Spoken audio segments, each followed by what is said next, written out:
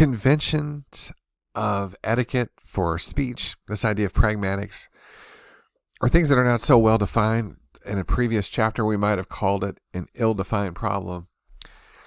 But you can read these few sentences, and if you'll indulge me, I just want to touch base on how conventions of etiquette might vary. And what do we mean by conventions or widely adopted practices? Tipping in restaurants is a convention. Dressing a certain way to formal events is a widely held convention. There are no laws that you ever have to tip. You could go to the Fredonia restaurant, to their very nice cafe in there, and have a great meal and tip nothing.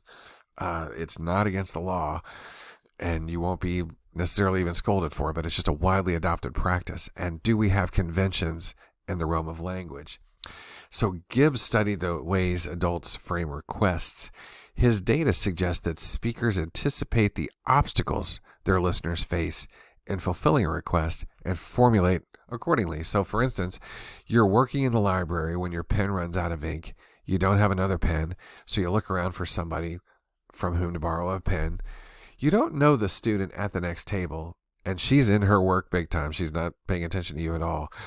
But she's the only person in sight and has 2 extra pens in plain sight. Would you say, I need a pen, please give me a pen?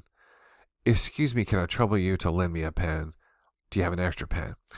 Gibbs's participants, given these scenarios, chose C, responding to the biggest perceived obstacle of imposing on a stranger. A not so good choice, if you could see the extra pens, would be D.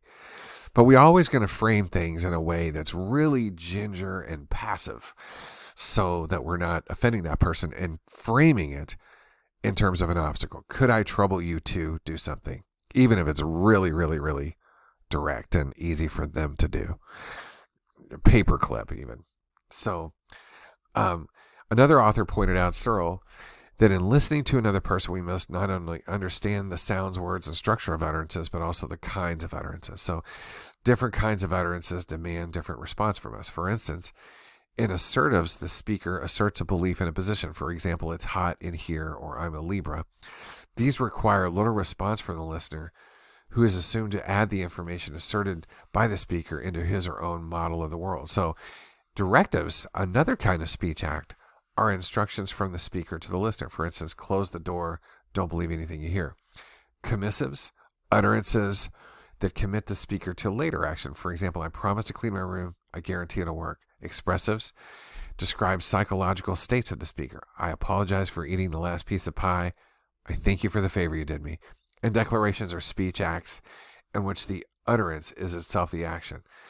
I pronounce you husband and wife, or you're fired.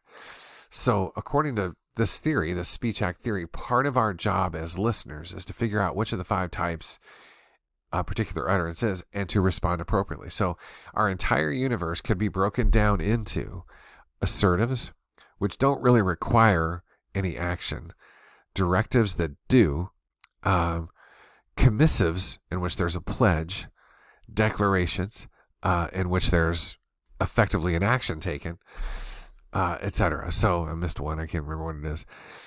But anyway, it's a fairly direct idea, and you could argue that these are conventions. They're widely adopted ways or manners in which information is delivered that has different outcomes. So again, we all kind of know this implicitly, but some of these authors like Searle and Gibbs have this capacity of explicitly spelling things out that were implicitly known, and by that nature are somewhat interesting from an academic standpoint.